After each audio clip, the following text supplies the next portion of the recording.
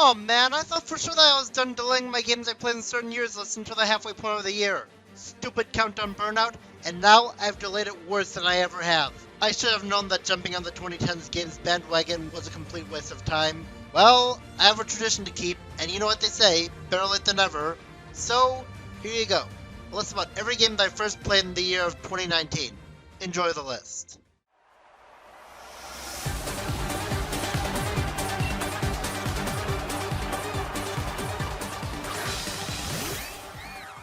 I was hoping to hit a new milestone, to have gone a whole year without playing a single bad game for the first time. Unfortunately, that was a very short-lived approach, because one of the first games I played last year, PacMan World 3, was extremely inferior when compared to its two superior predecessors. The game doesn't look as nice as the other two PacMan World games, and the music is completely boring. It just keeps going mute every few seconds. Not that it's inherently wrong to do this, but do you want to know why the Pokmon games do this better? Because they do it in a way that feels rather cute. Breath of the Wild did this better too because it gives off a feeling of loneliness. This one, however, has it feel boring. I would give them some credit for letting us play as the ghosts, but what's the point if we can only play as two of them? The dots are also useless now. Instead of being able to grind up on them to get extra lives, now all they do is raise your score. That's it. Nothing else. You also can't go back to previous levels unless you've beaten the game. So, it didn't have a ghost of a chance of being saved from being the bottom entry. Ukulele and the Impossible Lair is probably the weakest game to come out of 2019 out of the ones I've played. From the very beginning, this game kinda bored me. But at least unlike with the Xenoblade X and 3 Houses, I actually gave it a fair chance and played through a decent chunk before calling it bad. It pretty much feels like your generic everyday 2D platformer. I mean, yeah, you can alter the levels a bit, and it is technically possible to go straight to the final level and beat the game right away, but that's about it.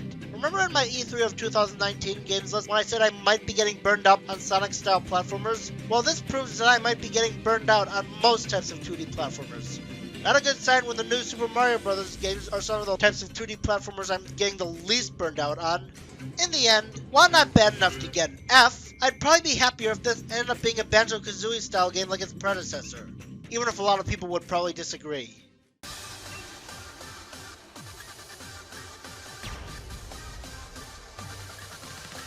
Even though I only played the PS1 versions of Spyro 1 and 2, I decided it's probably for the best that I play the third one in the Reignited trilogy for the Switch. I decided to play this game in December because I thought it would make me have more fun memories of it like I did with other games. I did like the game, but it didn't work as much as it did with others.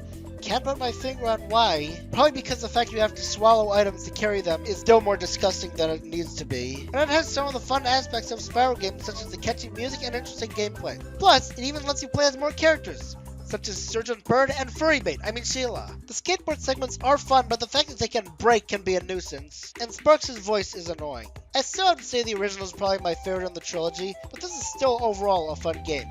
And who knows, maybe the fact that I first played this game in December will eventually cause me to like this game as much as I wanted to. I mean, sometimes it takes a bit of time to form a true opinion on something, then again it's been 9 months, so I wouldn't really get my hopes up. I really should like Luigi's Mansion 3 more than I do. I mean, it does feel like a great successor to the other games in the series, and even has you explore an entire hotel with many different floors, all with different awesome types of scenery.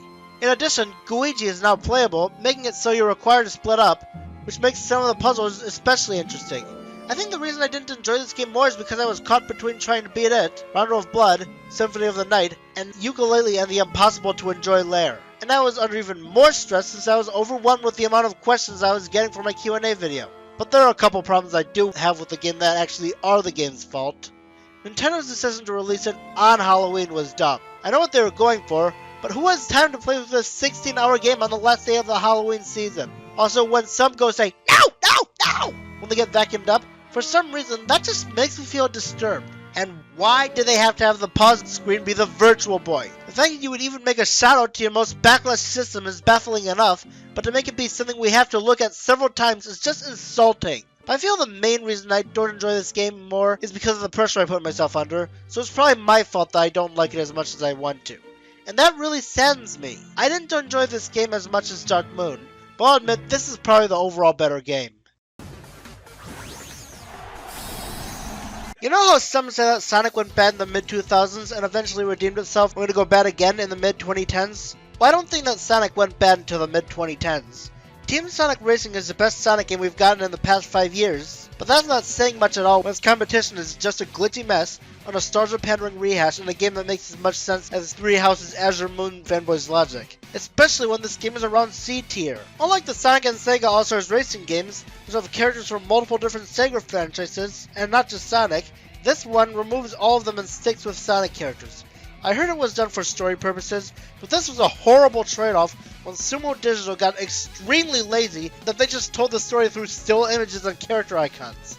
But in spite of all its weaknesses, it still managed to be pretty fun. I still like racing on all the awesome courses, and it really does feel like something that Mario Kart players would enjoy.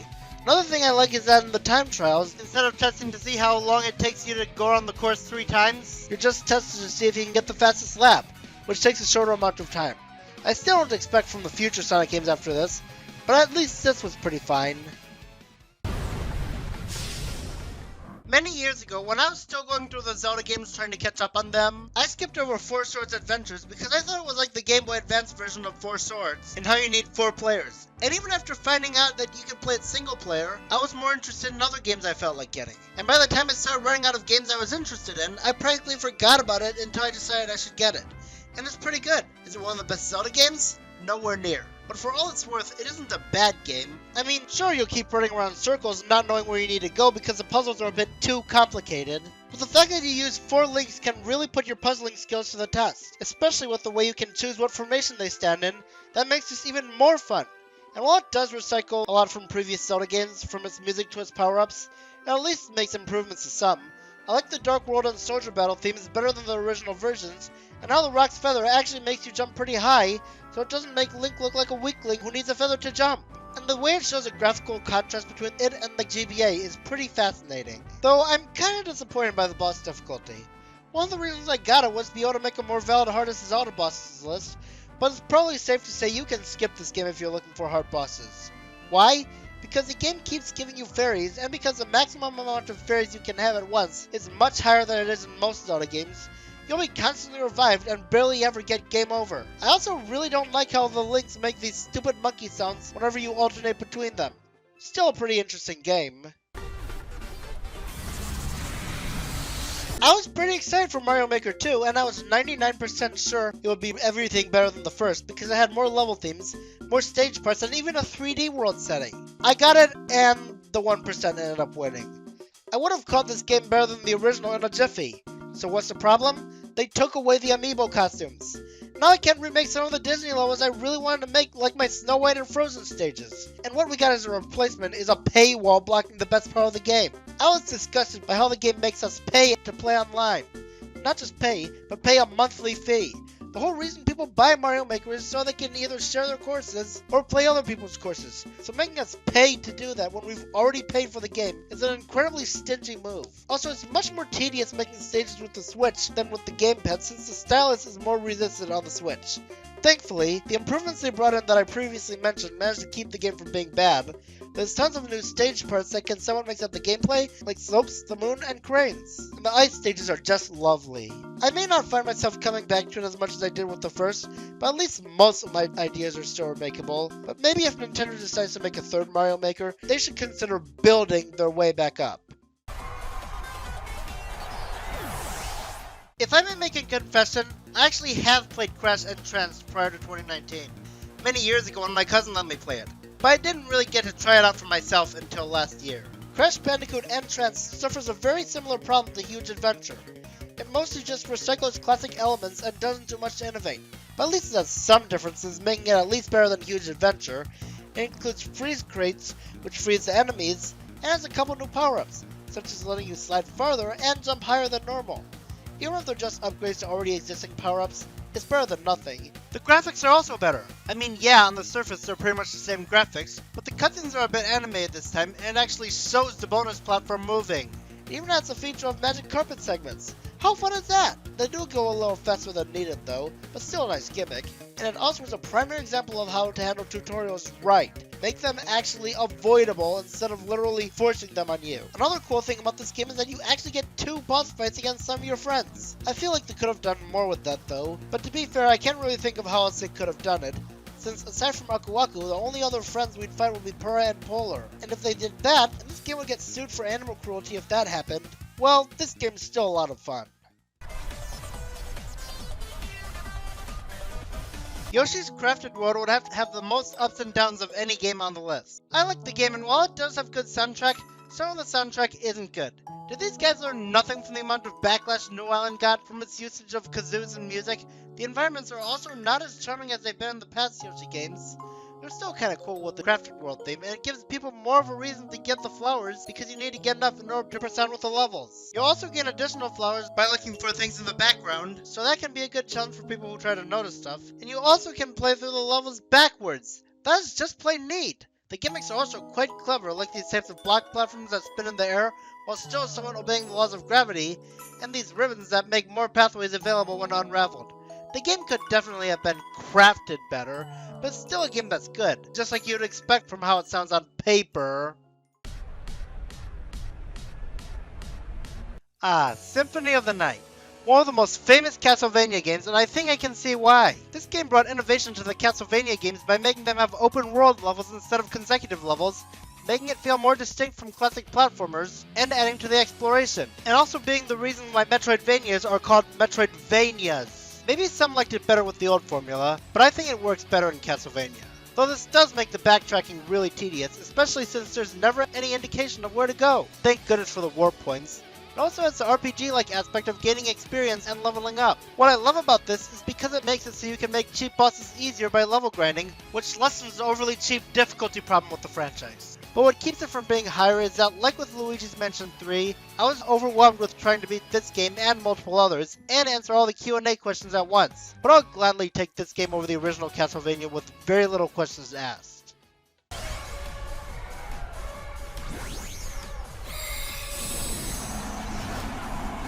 For years, I had owned Shadows of Omnia and Guardian signs, but not the original game. I decided to buy it for myself just to see what the game was like, and so I can say I've played all 3 games. I didn't hear very good stories about it, but I still wanted to give it a try. It wasn't good, but it was a guilty pleasure of mine. While the fact that you have to capture the Pokemon in a single line is extremely annoying, I miraculously didn't have as many problems with them as you'd think. I mean, I still had plenty of annoyances with it, but not as much. Even Charizard, the most hated boss in the game, I beat in under a minute. Heck, I found this one Hariyama to be harder than it. And even so, it still feels great with the feeling of traveling across the region and saving everyone. Using the field moves also makes your Pokemon feel very helpful, though I still did have plenty of problems with the capture system. The map is also really bad since it doesn't even show the actual map, just the stuff on it and nothing else. Not to mention how some Pokemon don't even have field moves like how nearly all of them do in the future installments. Is this game good as Omnia and Signs? No, but I'm glad I played it.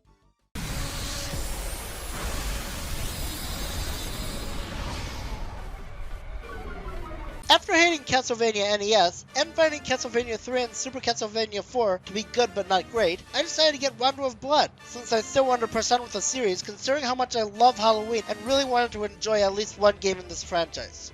Unfortunately, I didn't have an easy way of getting it until late October of 2018, and by that time the Halloween season was almost over and I wanted to play this around Halloween for maximum experience. Not to mention I was busy playing the SpongeBob movie game around that time. So here we are, back at Rondo of Blood. This game helped make my wish come true because even though it's still undeniably cheap, one cute little girl named Maria Renard is here to save this game. She may be small, but she makes a big difference with her improved jumping and her normal method of attacking being longer range than the whip, making the game not as cheap, and she gets unlocked pretty early on. Even though her attacks don't feel as Halloweenish as the others, at least the environments are still Halloween enough. There's one problem I have with her though. What the heck is up with her chest size? She's like 12 years old. Why is her chest so big? Well, it looks like we have ourselves yet another sexualized child. But aside from that, the game's still incredible. Especially since it even has real cinematics. How many times do you see cinematics like these in a 16-bit game? Bottom line, this game's awesome, and it's my favorite Castlevania game so far.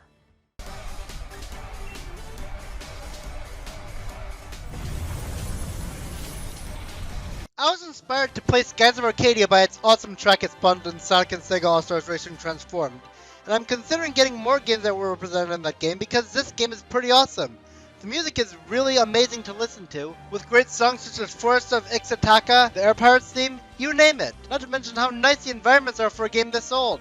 The characters are also not just generic NPCs like some RPG characters suffer from, they're actually pretty happy and energetic, making them fun to see, especially Aika with how sassy she can be at times. She kinda reminds me of Misty in a way.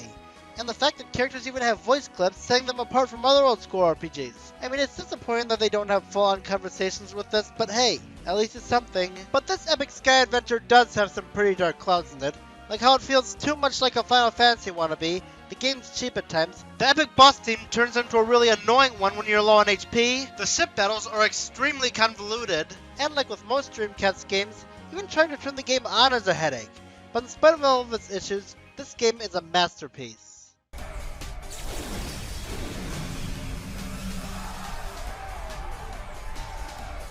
Link's Awakening on the Nintendo Switch. What can I say? Pretty much everything that made the Game Boy version great makes this version great too. It's a pretty fun and enchanting adventure, and it has a strong ending, though this game also brings in some good improvements. Thanks to the improved hardware of the Switch, the shading in certain dungeons looks a lot more awesome now. We get to actually hear Marin singing with an actual voice, and switching out items is made a lot less painful because now, the sword, Pegasus boots, and the power bracelets are no longer items that need to be switched out. Instead, they're used like how they're normally used, by just pressing a button. But if you've seen me talk about remakes enough times, you'd probably expect me to talk about things that the original did better, and in that category, you're right. The music's still great, but there are also some songs that were better in 8-bit, especially the mini-boss theme and the title screen theme. I'm also mad that they got rid of the photographer mouse. This game's still a dream come true, though.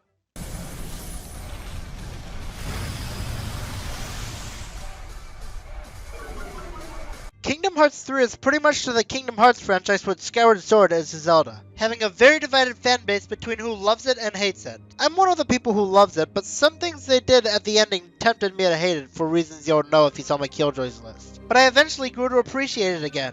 The graphics are the best they've been in a Kingdom Hearts game, which to be fair is to be expected from the PS4, but this also makes it a lot more colorful, and Sora is also more expressive than ever before. And now we finally get Pixar worlds, with Toy Story and Monsters Incorporated. To be fair, that's only 2, but at least now this opens up the floodgates for the possibilities of us getting an Incredibles world in the future. Speaking of which, Tangled and Frozen are 2 of my favorite Disney movies, so seeing them be represented in this game almost makes me want to scream with joy. And yeah, the stories are pretty much the same story as they were in the movie, but the way they add Sora into them is actually kinda interesting. And you can run up walls! Sweet! It's far from perfect though. The cooking minigames are cheap, which makes getting the ingredients a lot less satisfying, and it crams pretty much all of its story elements into the game's finale. But I won't deny that it's still a great game.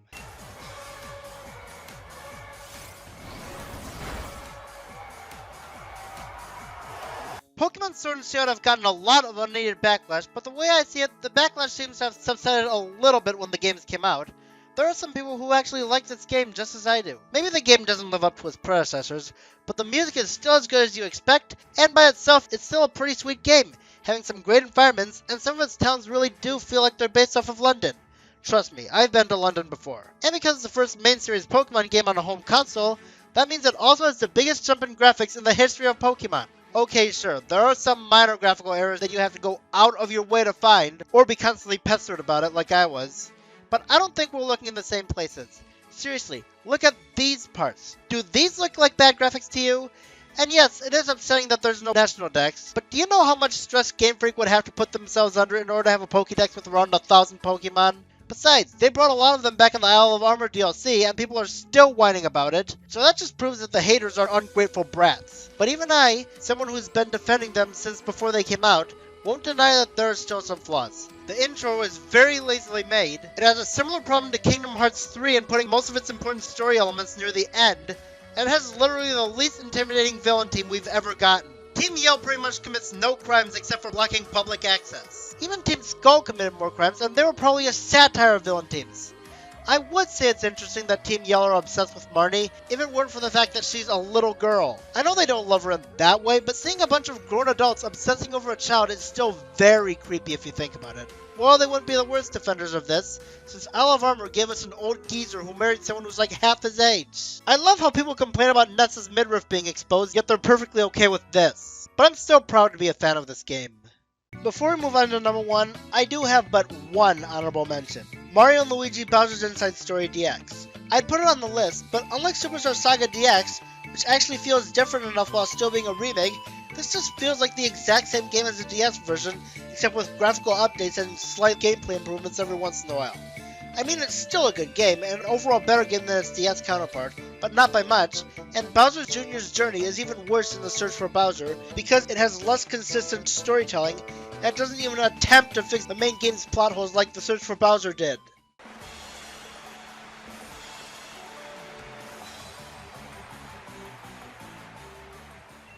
I had a feeling this would be number 1, and if you saw my 2010 games list, you'd probably have expected it too, but Fire Emblem Three Houses has earned its right to be the best game I have played in 2019. I may not have liked it in the first 6 chapters or so, but that's because I was being a moron who judged games too early. I explained why I initially hated it, but I grew to like it more in my Games That Grew on Me list, so go watch that if you want to know. Anyways, while I didn't like the monastery system at first, it got pretty interesting. Getting to do stuff like sharing meals with people really helps to build support, and it still puts enough emphasis on the battles that you'd come to a Fire Emblem game expecting. But where the game excels the most at is with its characters and storyline. This game has probably one of the most interesting cast of characters I've seen. I can remember a lot of their personalities from the top of my head, especially the Black Eagles. Linhardt is lazy, Bernadetta is kinda timid, Ferdinand is an annoying person who thinks he's better than Edelgard, and of course, there's Edelgard herself. I'd better warn you. For the rest of this entry, I'm going to be spoiling the second half of the game. Okay, so in the second half, Edelgard turns against the monastery, but she's doing it because it's the only way to save the future, since the quest system which Rare promoted led to several tragedies, which led to several deaths. But with Edelgard's choice of stopping this, she declares war which will lead to more deaths, but she believes it will cause less people to die in the long run. Is she right or wrong for it? They let you choose. Well, kind of. But they still let you decide for yourself which one of the 4 endings you personally regard as canon, because no matter which route you play, you can't save everyone, so that's a step forward from Fates. But I honestly think this could have been handled better, if they didn't have a bunch of generic hacks be the villains of the game anyway, and if they didn't lock Edelgard's route behind a completely missable side quest.